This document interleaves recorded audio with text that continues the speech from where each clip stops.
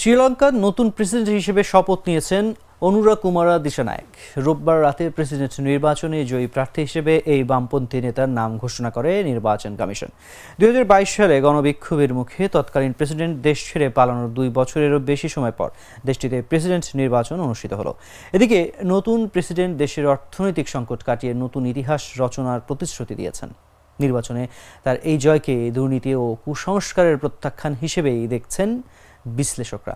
দীর্ঘদিন ধরেই দেশটি নানা সংকটে জর্জরিত। প্রেসিডেন্ট হিসেবে শপথ গ্রহণের প্রাক্কালে এক বিবৃতিতে একেবি নামে পরিচিত 55 বছর বয়সী এই নেতা বলেন, এই জয় আমাদের সকলের এবং শ্রীলঙ্কার নতুন অধ্যায় শুরু হয়েছে।